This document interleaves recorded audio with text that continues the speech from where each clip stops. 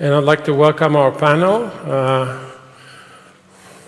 We have extreme pleasure and honor to have Andrew Gibson with us, Kent Richards, and Alexandros Angelopoulos.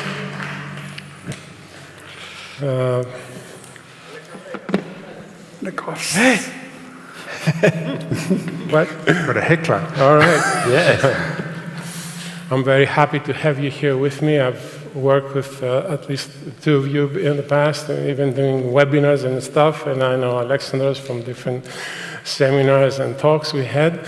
So great pleasure to have you here with us. I need to take out my notes so I don't forget any important question I need to ask. Good. Andrew Are you Gibson. sure you're not going to throw in any surprise questions? Yeah, I am. You should do. I want to know if you're ready, if you're prepared for everything. Okay. Well, instead of me introducing you, you can say a couple of words about yourself.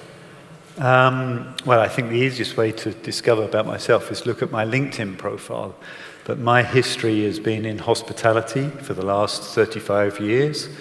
I have been fortunate to work or even develop some of the big brands in the world, from the creation of Six Senses, the creation of Mandarin Oriental Wellness, Raffles, and more recently creating an entire island of wellness in Hawaii. You can see some images on the screen now. And now I advise people from sovereign funds, tourist boards, private individuals that want to leave a legacy of wellness, either in real estate or hospitality, and all the way down to small hotels that just want to understand what is wellness. Thank you, Andrea. I'll get to you afterwards. I'll start with the questions. All right? So no worries. No problem. Okay, Andrew. I read somewhere like a while ago when you said that wellness needs to be taken into account of even from the beginning of the hotel creation. And I wanted to ask you, how is wellness tourism affecting the hospitality industry? How is wellness being incorporated in the hotels? And do you see any evident changes these years? Changes, yes, but let's go back. A little bit earlier today, we saw the growth of tourism in Greece and the trends that are taking place. And one of the big trends there was wellness, but it didn't actually describe what that was. And that is a big challenge, because most of my clients say, we must have wellness. We hear about this word, but we don't know what it is. So as I answer your question, I also want to slightly answer it towards a Greek audience, because that's what we're here for. So we are living in a state of confusion amongst the word wellness and well-being. Even amongst industry professionals, we cannot agree on the definitions. If you look at the World Health Organization, Global Wellness Institute, academia, they all have a different definition. And then add into it the new buzzwords of longevity and biohacking. Even more confusion.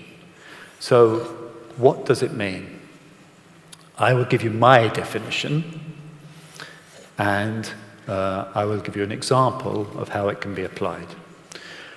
So the word well-being, to me, is kind of the goal you want to achieve. That's the state you want to be in. You want to be in a state of well-being. Now, wellness are all the different journeys you take to get to that state of well-being. It could be a state of simply chatting with your friends. It could be being fit, keeping agile, eating healthy, all of the things that we know. That's kind of my definition of what wellness is. And Greece is perfectly suited to all of that, because I boil that down into, if you get 3 things you think about and work on those 3 things, then you will be able to deliver wellness, whether you are in real estate or in hospitality or even in a restaurant or wherever. And those 3 things that I boil it down to, and we heard a lot of it today, is all about community, about culture, community. Having people that you care about and that care about you, particularly as the family unit is no longer a complete unit. People move away from home and they don't see each other so often. So having your own family, whether that is a group that you're a part of, whether it is a club that you go to, or whether it is, in many wellness retreats like Six Senses, a group of people that keep coming back to the same location because they are now a family. So community is really, really big.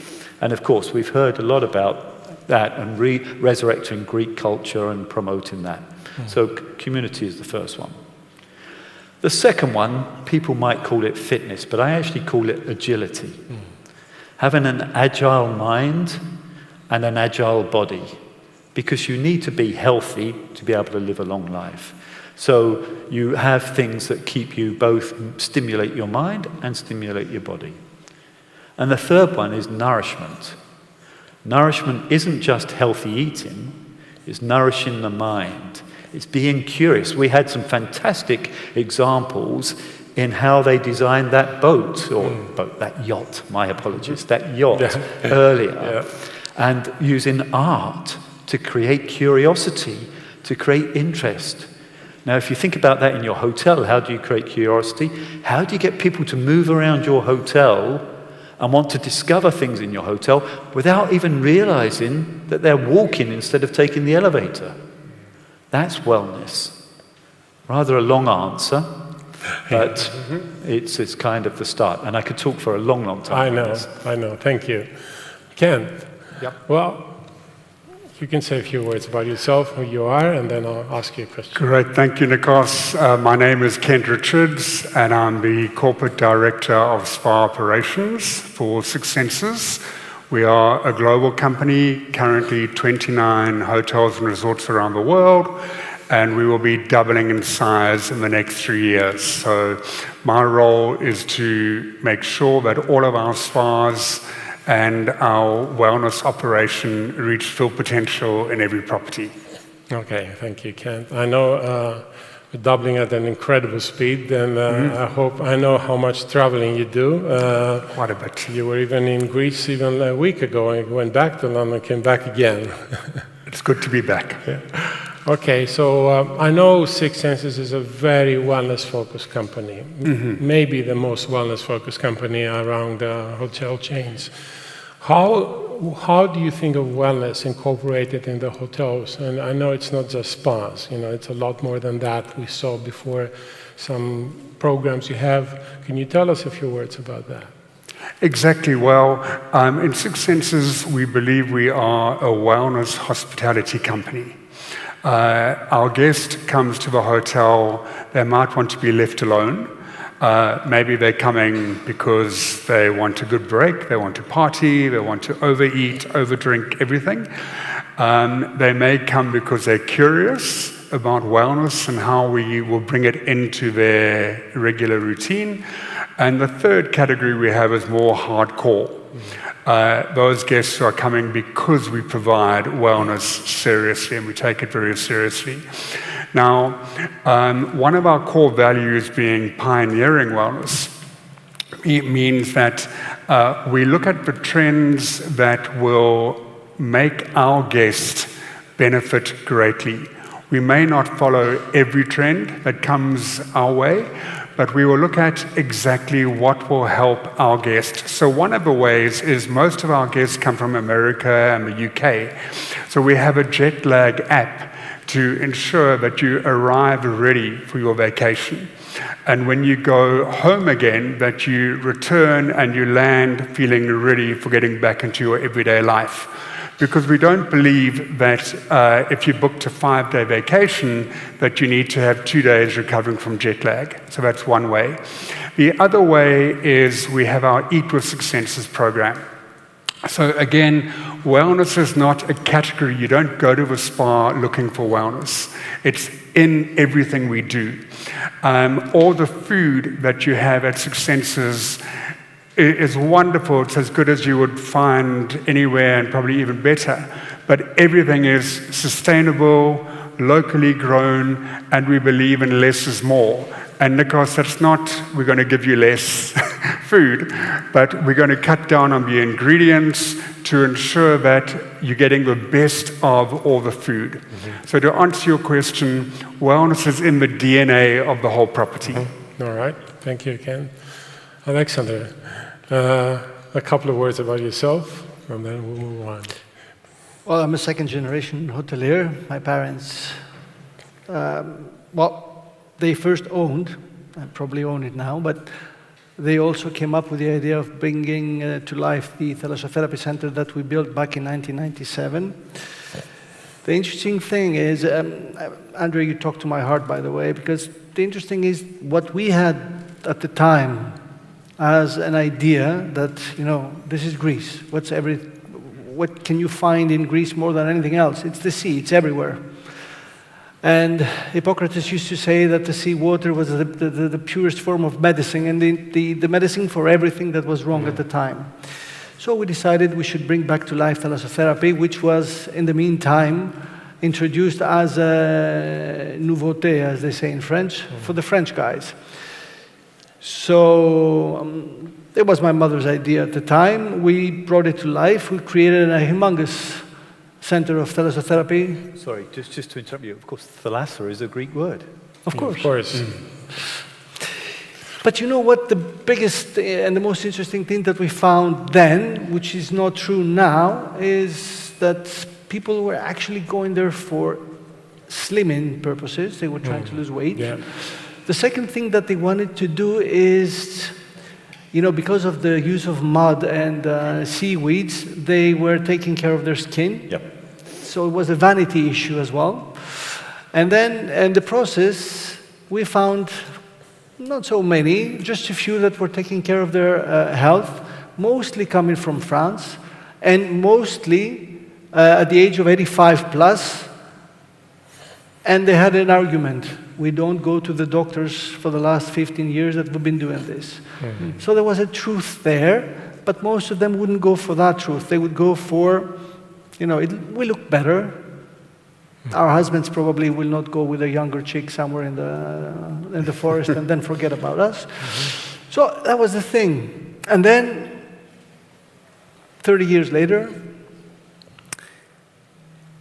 the autoimmune diseases are partying. Mm-hmm. And even though we came up with tons of medicine for those diseases, most of the community say that the vitamins that you find, the nutritional value of whatever you eat, the sun, the sea, and the best, if possible, let's say, the ideal balance between time, work, family, and everything seems to be the cure for everything. So to go back to what you originally said, okay, wellness is not the word for me anymore. Yes. It's trying to make sure that well-being is taken care of, and what makes I don't know, my box doesn't tick with wellness anymore, because I'm also a person that has an autoimmune disease, and I'm thinking all the time, what is it that makes me healthy? I'm trying to balance what I eat, where I live, how much I take into account the natural resources around me, and the balance around me. Okay. So this is a bigger chapter, and then I decided that this is the way I should move forward, taking something that is wellness, and then move it to the next chapter. There's a chapter that we need to be following. Okay, let me cut you off, because you've already answered I took probably it all one or two questions before I even asked you, but you knew the questions anyway. Thank you. Andrew, going back to you. The theme of this panel is, among others, it's wellness is all around. So how do you see that with hotels nowadays? Are they capturing the essence of that? Or is that being applied, or is it just, wellness and spas? Let's start by the fact that everybody calls me a spa guy. Yes. Which is wrong. And when I get requests from my clients, it's nearly always, there's a problem with our spa, can you fix it? And then we transform into understanding what wellness is and trying to get that across. So the first point I would say is that, I mean, you've just described it pretty much in terms of thinking about it, but I think the first point you have to do is, one is understand who your customer is, who you want your customer to be, because then you can start to set a parameter around that, and then understand what your values are and how to bring your values out to the customer, which will be aligned. So that's it. So I think that when we move outside of thinking that wellness in our hotel is the spa, and start thinking that wellness is a holistic attitude to how we're working, we start to think about simple things, and it has to start from concept and design. And I'm really inspired by some of the speakers I've heard here from the architectural and design side, that they are actually thinking the same things as well. You've got to have a reason to want to attend a place, why you want to visit a place. So it comes from design. One of the absolute fundamentals for me for wellness that isn't spoken about enough are the employees. If they're not happy, they're not inspired, they're not well, they're not motivated, how are they going to transmit any kind of goodwill and good feeling to the guests? If they're just going through the motions, then your guest will feel that. And if you allow me, if you go back to the spa and the spa therapists, we know how tired they are because they have to perform, 7, 8 treatments a day. So, the quality of... Well, I'll digress slightly on that because I want to touch on that subject. When I was with Mandarin Oriental, as we were going through our global growth, we had to deal with different countries that had different standards, different approaches, different education. And I always used to tour around these places and visit our teams. And I said to them, if you are a spa that's just selling treatments, nobody's going to really enjoy that. Great spas sell experiences. That's what you do. You create an experience. Mandarin Oriental, we like to go one step further. We are creating memories. When the overall experience, not just your massage, but from the time you walk into the spa to the time you leave it, every single touch point is something that's memorable, so that guest goes away and says, Nikos, you've got to go and try the Mandarin Oriental in Hong Kong. It's absolutely the best thing. That's what makes a great place. And I think now we're in the experience industry. So if I come back to what your question was, what is wellness in hotels? It's an attitude. It's a change in attitude. It's thinking about the food. It's thinking about the employees. It's thinking about the design. And the concepts and the design. Absolutely crucial. We heard about that on the ship. It is also thinking about the services you deliver. Sadly, one of the areas that we are not yet adjusted to is the financial pressures. Right. Always say, okay, what's the ROI on that sauna, or what's the ROI on providing free yoga classes? And my argument is, okay, what's the ROI on the lobby of the hotel? Yeah, not everything boils down to an ROI. You look at RevPAR or guest return rate or other KPIs that determine the services you're giving. Yep. But it's a holistic attitude. Thank you. I hope that answers. Yep. Kent, I know, like you said before, you have a lot of different programs, outdoors and indoors. You have a very, a program that is well known, I guess, I don't know, the sleep program. You have things like the Alchemy Bar and other things outdoors. Could you tell us a few things about those programs or activities you do? And of course it's important to Six Senses because we understand, a survey was done recently where it showed 22% of global world travelers are looking for wellness. And we want to have that section of the market where if you're picking a luxury hotel and you are looking for wellness, we want Six Senses to be your preference. But Andrew's mentioned many areas where wellness can be defined, and sustainability is one of them as well. You can't live a well life. You can't look after your wellness in a sick world. So we've made sure at our core, wellness and sustainability go together. It's two different sides to one coin. And when we look at programming, we're looking at exactly what does our guest look for? What will make them return home feeling rejuvenated, even if they were one of the leave me alone categories that I mentioned earlier.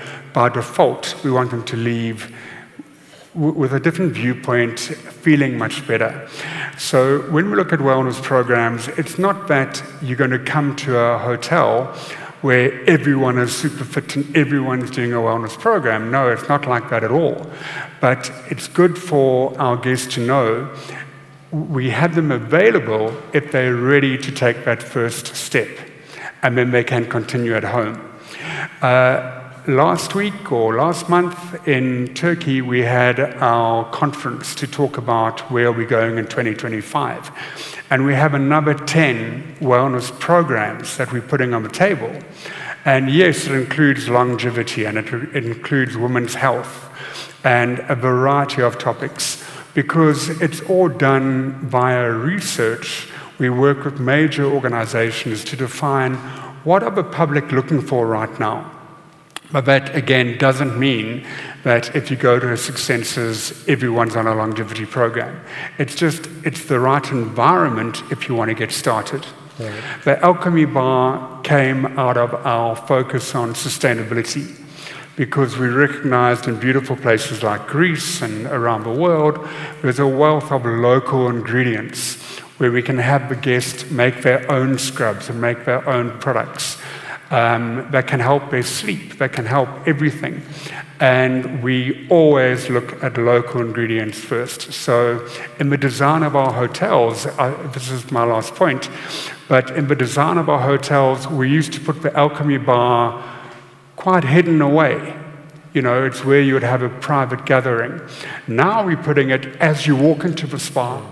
You walk in, there's your reception and your Alchemy Bar, because we want the guest to have that as part of their arrival experience, where they're going to make their own products that we're going to use. So, yeah, we keep on evolving according to that. Yeah, I know you do. Alexandre, well, you covered quite a lot of what I was going to ask in your introduction, but I wanted to ask you also about what happens now at your hotel, and also I know you're quite involved in sustainability as well, so I wanted to talk a few words about that in what it relates to your hotel. It's like Ken said, I've been teaching sustainable tourism for the last 5 years, and the reason is probably because I'm oversensitive with what is happening. And now the interesting thing about what we're talking about our subject today and sustainability, the link is so evident, but in the past it was not as much as it should have been. It has to be clear, though, that sustainability is not wellness. It's a part of wellness. They go hand in hand. It's the other side of a coin. I'll just give you an idea of what we are thinking, even though we haven't really implemented it yet.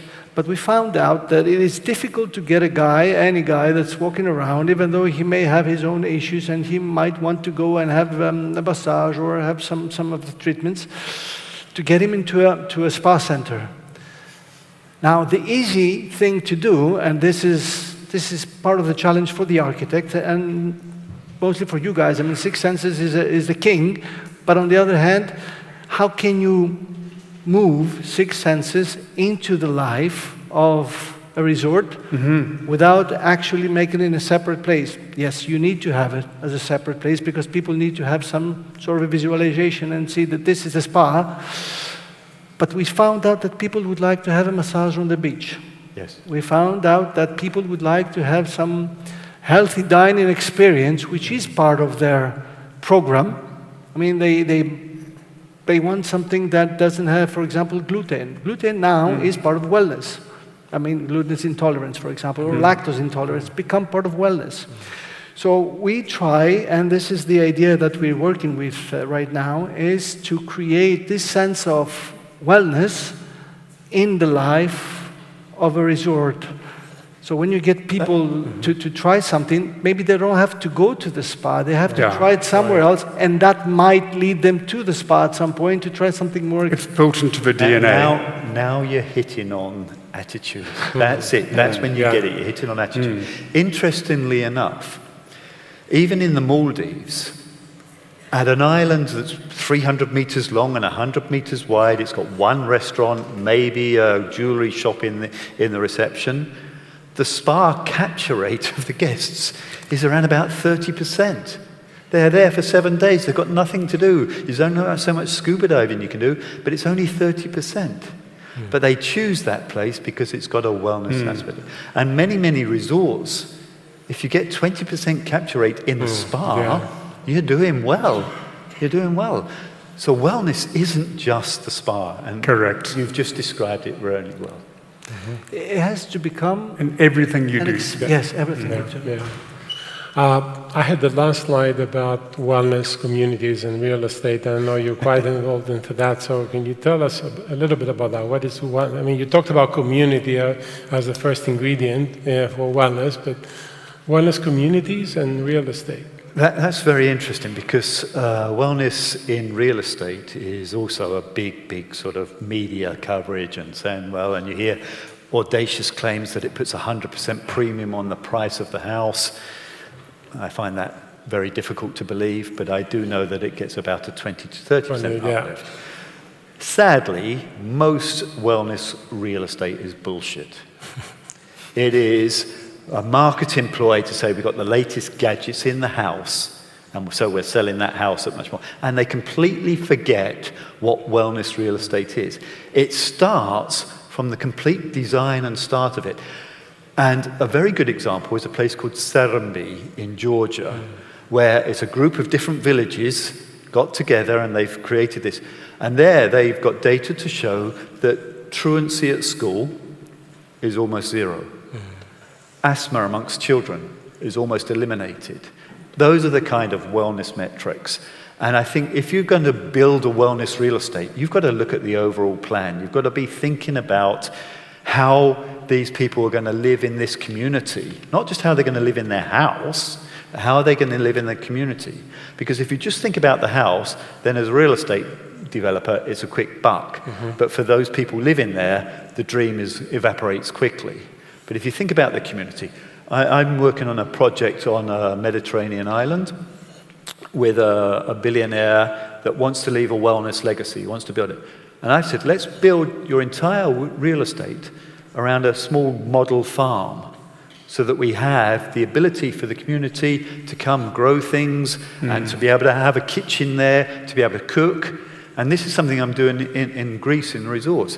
What better if your kids' club is next to a garden with a kitchen so that the young children can come, they can see how things grow, they can harvest them, and a Greek salad is the easiest thing to make. And what 10-year-old makes a Greek salad and brings it home to their mum and dad and says, hey, Dad, look what I've done today. Everybody's happy. That's wellness. So I think wellness real estate has to be not just thinking of the house, it's the whole community. It's a whole. A very, very tangible, non-bullshit way of evaluating how valuable it is. Look at Marriott at Tampa Bay in Florida. And you can look at their website, and you can see they have guest rooms and they have wellness guest rooms. And you can argue whether it's a wellness guest room or not. But you can actually see the difference in value that they're charging for exactly the same room. One's got wellness in it and one hasn't.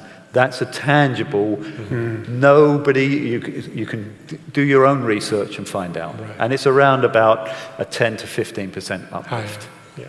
I hope does that answer? Yes. Ken, I want to go back to, I know Andrew said a few words about that before, about longevity, and I know it's a big word, and also anti-aging and healthy aging, right?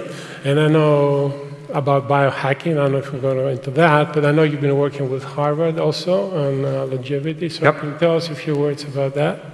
Sure. I mean, I know that they are buzzwords, clearly, but they also serve to benefit our guest in many ways. If we look at longevity, you know, our guest knows that word. It's everywhere. And a lot of the times, guests or the public feels Botox and, facelifts and all kinds of things that you need. Whereas how we approach longevity is how you can live your life longer, better. How you can delay the aging process. It's everything about from within. We used to call our programs anti-aging, but we realized it didn't really define what we were providing the guest. And regarding working with Harvard, etc., we believe very much that we need to do our own research before we give a program to a guest. It's not a definitive program. Every program is unique for every guest. They're living a different way of life. They all have different things that they enjoy. But we felt we needed to work with people and organizations that are recognized by other parties to make our own team confident in what we were providing, to make our guests confident in what's going out there. I remember about 8 years ago when we brought in wellness screening for every individual. Our host, who would be doing the wellness screening, was saying, what if we get a doctor coming in? What if we get this? What if we get that? Yeah. But by getting Harvard Medical School to endorse what we were doing, it gave the credibility. Therefore, if any individual guest came in and said, I'm not sure about this program, we could show its credentials. And on biohacking, it's a frightening word, but it really is helping us. I think Andrew or one of you mentioned earlier, I think it was you, Nikos, who mentioned a therapist might do 7 treatments a day. Well, a lot of the public want a deep tissue massage. And how much better to be able to bring biohacking into your treatment. We very much believe in high tech and high touch, but it doesn't have to be high tech or high touch. It can be combined. And biohacking we're finding guests are loving, from the Venom back belt to help lower back pain, etc. They really are enjoying it. So we only go for programs that are going to aid our guests, and then we bring the credibility in and we do the research. So we give it our own level of craftsmanship. Mm-hmm. Okay, thank you. Thank you. And Alexander, the last one, I know we're running over time. Last question to you. I know you're going to be very short. Me short? I think I'm shorter than you, though. All right. Well, wellness in your hotel, wellness around Greece. I know when hotels in Greece, I remember quite a few years ago, they talked about spas, and when they talked about spa, they meant a sauna 1 by 1 and a massage room, So we've gone past that for sure, and we all know that all the major hotel chains are coming in, and they know that wellness is definitely a part of what they're building. How do you see that? How do you see that in your hotel evolving, and how do you see the whole industry in Greece?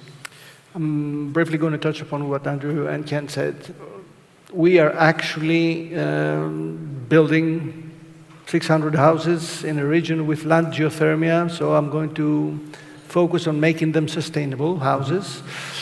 I would never call them wellness, but I will make sure that being of a certain age, well, I think we're all above 50, we shouldn't say that, right? So we are in that silver age category where we're looking into longevity, or if I may say so, making sure we have a life that takes well into account nature, family or community, health to the extent that we can, and the ability to eat as much natural produce as we can. So what we have done is we created a plan not to focus on hotel business as much, but into receiving guests that want to change their lifestyle, make it more attuned to what nature has to offer. And in that sense, we evolved our spa, which is quite sizable, into making it a 2-level product. One is wellness, massage, a 6 senses, let's say, product. But the second part will also include some basic health advising from, okay, let's say doctors. It doesn't sound so nice, but it's doctors anyway, because people that want to live a life away from home, they want a home that also takes care of everything. Everything, and I mean everything, including health issues. You don't have to worry about going away and having the threat of something happening to you. So what we're trying to do is, I think you described it perfectly, making sure this is a community that takes care of you, your family. And they take care of each other. Yes. Yes. It is a community-based project. It actually goes really well, and at another opportunity I will give you more information, but the idea was that.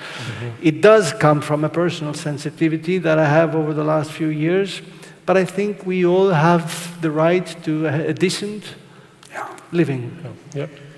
You wanted to make a last remark? Yeah, we're out of time, but I just want to say, first of all, I talked about those 3 things that consider for wellness, nourishment being one of them. Today is a perfect example of nourishment for me. I have to thank Vasilos and his team, not only for the opportunity to speak, but to listen to the other speakers here, and the content I am really astounded by. It's fantastic. And I think Greece, you've got the sun, you've got the sunshine, you've got the islands, you've got the water, you've got every component Thermal springs. to be wellness. Absolutely, to live that wellness life. And good luck with your opportunity and venture. Thank you so much. Thank you. Okay, thank you all. Thank you for coming. Thank you.